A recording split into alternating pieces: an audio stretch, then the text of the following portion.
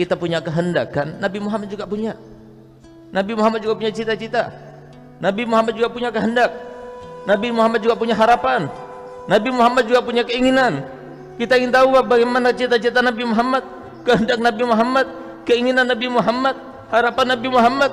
Harapan beliau adalah tidak ada seorang pun daripada umatnya kecuali masuk surga bersama Nabi Muhammad.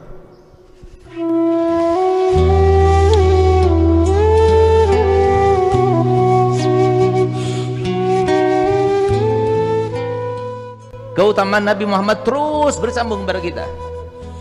Siapa yang berdoa kepada Allah Ta'ala sehingga kita satu-satunya umat yang masih ada hubungan dengan Nabi Muhammad? Kenapa Nabi Muhammad mengatakan dalam hadisnya bahwasanya aku ini sangat tahu dengan nama kalian dan nama-nama orang tua kalian? Bagaimana Nabi SAW tahu? Seorang manajer, seorang bapak Kapolres misalnya, seorang pejabat, belum tentu dia tahu dengan nama bawahannya. Tapi Nabi Muhammad, beliau katakan, aku tahu dengan nama kalian semuanya dan nama orang tua kalian. Kenapa? Karena Nabi Muhammad telah berdoa.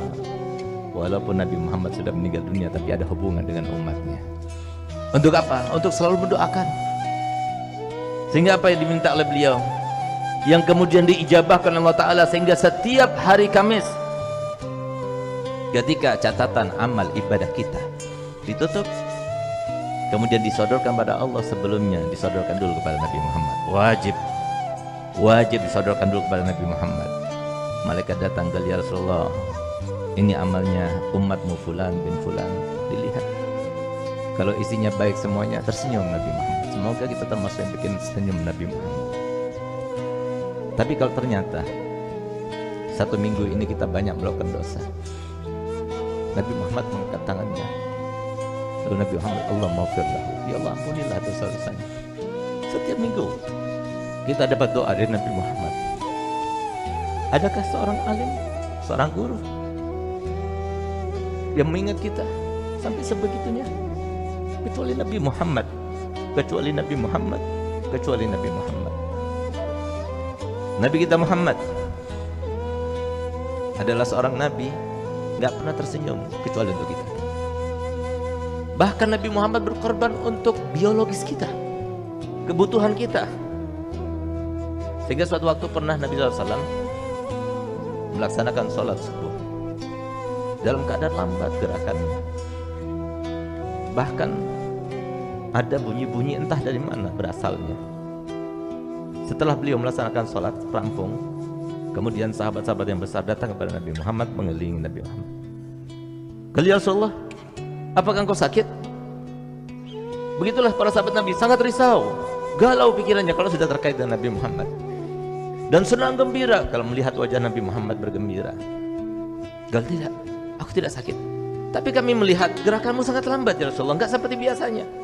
Bahkan kami dengar ada suara bunyi-bunyi di dalam tubuhmu, aku tidak tahu dari mana asal bunyi-bunyi itu ya Rasulullah. Kemudian Nabi Muhammad berdiri, dibuka bajunya, ternyata Nabi Muhammad mengikat perutnya dengan 3 batu. Maka kemudian ditanya, kenapa ya Rasulullah engkau ikat perutmu dengan 3 batu itu? Apa jawab Muhammad? Ya, karena perutku ini sudah tidak kemasukan makanan sudah lebih dari 3 hari 3 malam. Menjerit sahabat Nabi. Ya Rasulullah, fidaka abi wa ummi summa nafsi. Tebusanmu wahai Nabi, itu adalah orang tuaku, bahkan diriku sendiri. Biarkan kami yang lapar, biarkan kami tidak makan, jangan engkau dan keluarga kamu yang tidak makan. Kenapa kau tidak beritahukan kepada kami kalau di rumahmu itu tidak ada makanan? Apa jawaban Nabi Muhammad? Tidak akan pernah aku lakukan yang semacam itu. Apa kata Allah kalau aku membebani umatku? Biarkan aku jadikan apa yang terjadi pada diriku adalah hadiah daripada Allah, dengan harapan tidak ada seorang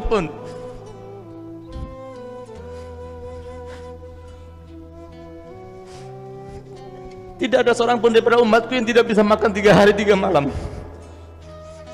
Nabi Muhammad sudah mau mengorbankan dirinya untuk beliau, cukup beliau saja yang tidak makan 3 hari 3 malam. Bahkan diriwayatkan bahwasanya beliau 2 bulan berturut-turut sebelum akhir meninggalnya, di akhir-akhir umurnya, 2 bulan berturut-turut itu tidak ada api yang menyala di rumahnya. Yang dimakan itu cuma kurma dan air. Kenapa Nabi Muhammad mau rela semacam itu? Pertanyaannya, kenapa Nabi Muhammad rela seperti itu? Jawabannya adalah supaya umatnya yang miskin jangan kecewa. Kalian jangan kecewa.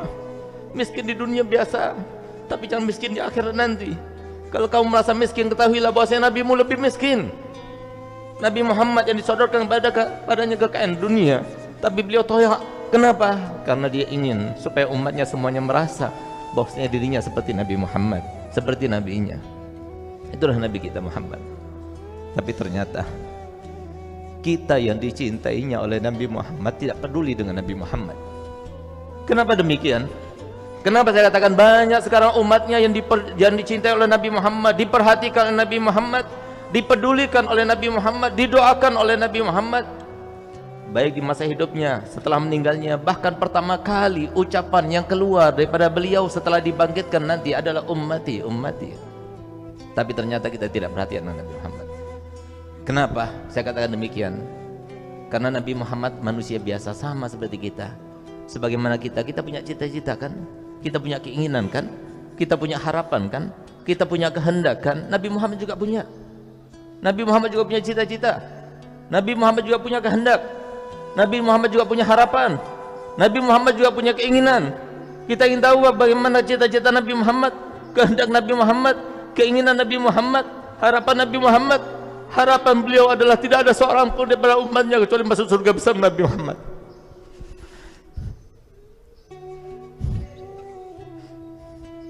Tidak ada seorang pun daripada kita semuanya kecuali masuk surga bersama Nabi Muhammad. Bagaimana akan masuk surga? Kita tidak memperhatikan Nabi Muhammad. Bagaimana masuk surga? Padahal Nabi Muhammad katakan, ala inna sil'atallah ghaliyah. Ketahuilah bahwasanya barang yang dijanjikan oleh Allah dengan kalian sabar hadir majlis taklimnya, dengan kalian sabar melaksanakan solat 5 waktunya, dengan kalian sabar menjadi anak berbakti pada orang tuanya, dengan kalian sabar berbakti pada suaminya, dengan kalian sabar menyantuni anak dan keluarganya, dengan kalian sabar menghormati pada tetangganya. Mahal kata Nabi Muhammad. Nggak mudah. Kita harus melalui ujian-ujian.